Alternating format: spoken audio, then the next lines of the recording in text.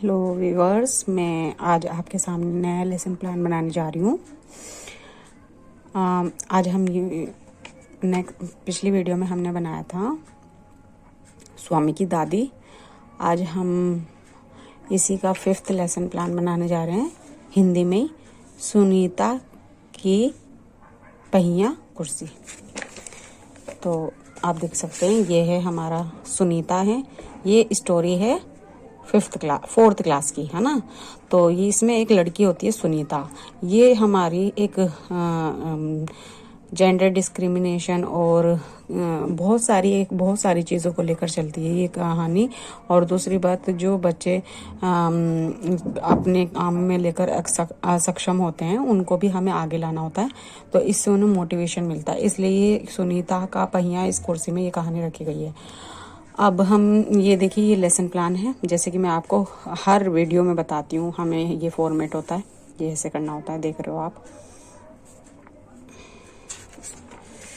ये कहानी का सार है।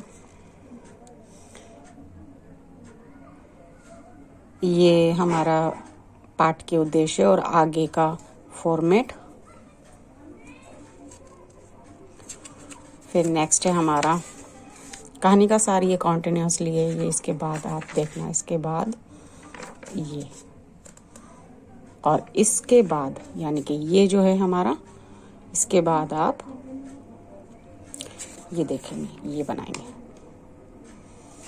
नेक्स्ट है फिर इसके बाद आप ये श्यामपट्ट कार्य देखेंगे, और इसके बाद लास्ट हम ये देखेंगे।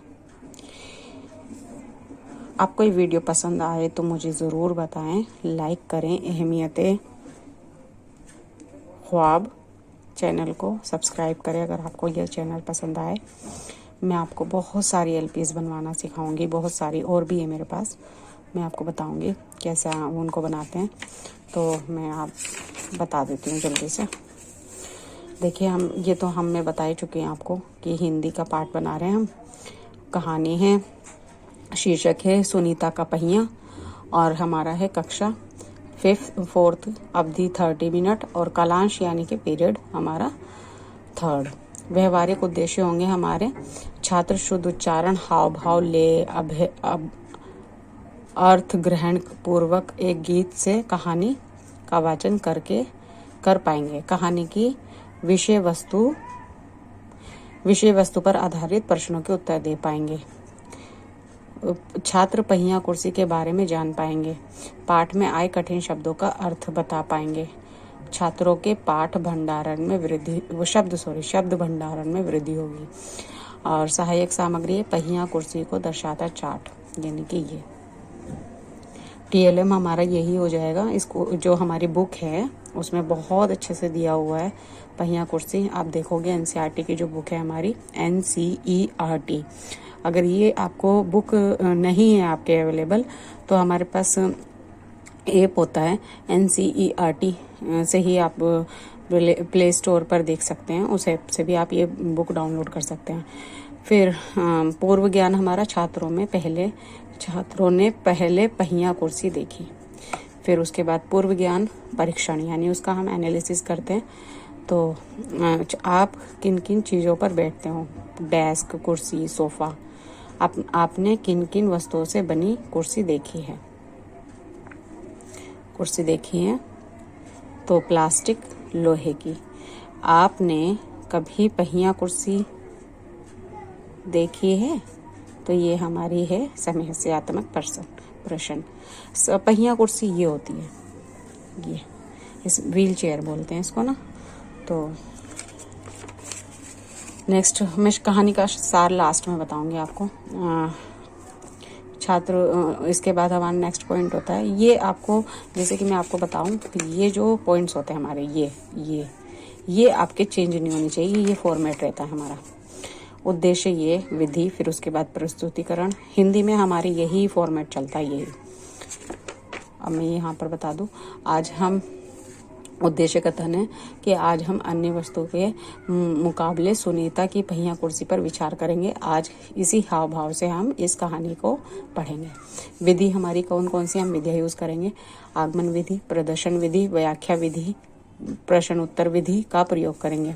प्रस्तुतिकरण में हम क्या करते हैं, सबसे पहले विषय वस्तु, छात्र अध्यापिका क्रिया, छात्र क्रिया, श्यामपट्ट कार्य। आदर्श वाचन है हमारा छात्र अध्यापिका संपूर्ण कहानी का उचित लय गति के साथ आदर्श वाचन तथा शुद्ध उच्चारण एवं स्पष्ट करेंगी। छात्र क्या करेंगे इतने टाइम कि छात्र ध्यानपूर्वक शिक्षक के आदर्शों को सुनेंगे तथा अपनी पुस्तक में उस स्थान पर उंगली रखेंगे जहां शिक्षिका पढ़ रही है। और अनुकरण, हम दूसरा अनुकरण विधि, देखो हम ये हिंदी में यही विधियां यूज होती हैं। टीचर पढ़ती हैं और छात्र समझते हैं, छात्र को जिसमें समस्या आती है उनके बारे में पूछते हैं, हम यही करते हैं। और फिर एक्टिविटी वर्क हम अलग से करवाते हैं बच्चों को। अनुकरण विधि, छात्रों को अनुकरण वाचन करने को कहेंगी। छात्र के अनुकरण वाचन के अशुद्धियों का निराकरण या शुद्ध करेंगे। छात्र अनुकरण वाचन करेंगे, छात्र शुद्ध उच्चारण से संबंधित अशुद्धियों को दूर करेंगे, छात्र उच्चारण से संबंधित अशुद्धियों को दूर करेंगे।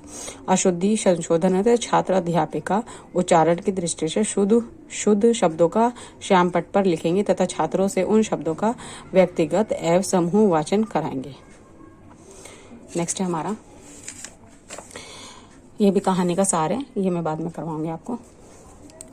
इसी के बाद अध्यापिका पाठ में कठिन शब्दों के अर्थ को बताएंगी और लिखेंगी। छात्र कठिन शब्दों के उच्चारण ध्यान से सुनेंगे और लिखेंगे। व्याख्या विधि यूज कर रहे हैं हम। हमें सुनीता जैसी बच्ची को और बच्चों की तरह कहीं समझना, उन्हें अन्य बच्चों से अलग नहीं समझना चाहिए। हमें किसी भी बच्चे की कमी को उसका नाम नहीं देना चाहिए। जैसे कि इसमें सुनीता जो है पहिए पे बैठती है, तो हमें उस बच्चे को उसके पहिए वाली बच्ची ये ऐसे कह के नहीं बुलाना है, क्योंकि ये हमारा उद्देश्य नहीं है। बच्चे को हमें उसके नाम से ही बुलाना है, जो उसका नाम है। तो इसमें क्या है कि दुनिया में कोई भी इंसान परफेक्ट नहीं होता, हर किसी में कोई ना कोई कमी होती है। छात्र ध्यानपूर्वक सुनेंगे, इससे आप मोरल सिखा रहे हो बच्चों को। तो विचार विश्लेषण, सुनीता को सब गौर से क्यों देख रहे थे, है ना। तो सुनीता को देखकर बच्चों का व्यवहार क्यों बुरा लगा। तो क्योंकि सुनीता, देखो इसका आंसर है, सुनीता को बच्चे सब गौर से क्यों देख रहे थे, तो क्योंकि सुनीता पहिया कुर्सी पर बैठकर चल रही थी। अब तो सुनीता को दुकानदार का व्यवहार क्यों बुरा लगा। सुनीता ने चीजें लेने के लिए हाथ बढ़ाया, लेकिन दुकानदार ने चीनी उसकी गोद में रख दी। लेकिन ऐसे बच्चों को तब फील होता है कि भाई मुझे हाथ में दे देना चाहिए था ना, इसलिए। अब उसके बाद पुनरावृत्ति यानी प्रश्न पुनरावृत्ति रिकैप्चुलेशन होता है। और मैं आपको एक बार सब बता देती हूँ। ये हिंदी में है तो हिंदी का ही है, इंग्लिश में होगा तो मैं आपको बता ही दूंगी इंग्लिश वाला। कि तुम्हारे विचार में ही सुनीता को देखना अच्छा लगता है। तुम्हारे विचार से सुनीता को देखना अच्छा लगता है। क्या अच्छा लगता है, ये तो कहानी में से अभी बताएंगे हम। अपनी आसपास की सड़क को ध्यान से देखो और बताओ। क्या बताओ। पहला प्रश्न है कि तुम्हें क्या क्या चीजें नजर आती हैं, लोग क्या क्या करते हुए नजर आते हैं। और गृह कार्य होगा हमारा कि आप सभी पहिया कुर्सी का चित्र बनाएंगे और उनमें रंग भरेंगे। अब इस पे मुझे ये कॉम्प्लीमेंट मिले थे, मैंने आपको पहले भी बताया, ये हमें कॉम्प्लीमेंट टीचर देती है। फिर उसके बाद ये है हमारा श्यामपट्ट। देखो हम जाके क्लास में सबसे पहले बोर्ड पर ये डेट लिखते हैं, फिर विषय लिखते हैं, फिर उपविषय लिखते हैं। लेकिन ये उपविषय जो है ना हम बाद में लिखते हैं, यानी कि ये हम जाते ही नहीं लिखेंगे क्लास में। क्लास में जाते ही आप लिखोगे तो आपका टीचिंग फेल हो जाएगा। वहीं आपका एग्जामिनर सोचेगा इसको टीचिंग लेसन प्लान नहीं पता। आप ये कब लिखेंगे, ये आप जब लिखेंगे जब आप ये पूर्व ज्ञान होता है ना, ये वाला ये पूर्व ज्ञान है। जब आप ये वाले प्रश्न पूछ लोगे और यहाँ पर जब ये समस्यात्मक प्रश्न नहीं निकलता, तब हम ये बोलते हैं अपने लेसन प्लान में कि उद्देश्य कथन बताओ। तब उद्देश्य कथन जब बच्चे बता देते हैं कि आपने किस से रिलेटेड क्वेश्चन पूछा है तो ठीक है, नहीं तो आप ये बताने के बाद कि आज हम अन्य वस्तुओं के बारे में जानेंगे। सुनीता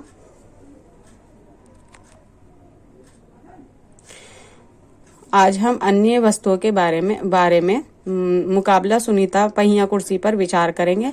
आज इसी भाव से हम इस कहानी को पढ़ेंगे। तब आप बोर्ड पर ये आप उद्देश्य कथन जो है लिख देंगे। तब आपकी टीचिंग जो है एग्जामिनर जो है वो समझ जाएगा कि हाँ ये अच्छा सीख रहा है डाइट में। फिर उसके बाद गृह कार्य होता है कि आप सभी पहिया कुर्सी का चित्र बनाएंगे और उसमें रंग भरेंगे, जो कि हमने यहाँ पर दिया है ना। मैं जल्दी से आपको कहानी का सार बता देती हूँ। देखिए, कहानी का सार बहुत ही बड़ा है, वीडियो इससे बहुत ज़्यादा लंबी हो जाएगी। आप कहानी का सार देख लेना, पढ़ लेना, क्योंकि एनसीईआरटी से तो आप पढ़ोगे ही, है ना। बिना पढ़े तो आपको पढ़ाना भी नहीं आएगा, टीचिंग फेल हो जाती है बिना पढ़े हमारी इस स्कूल में। तो आप देख लेना, मैं वीडियो पॉज करके आप खुद पढ़ लेना।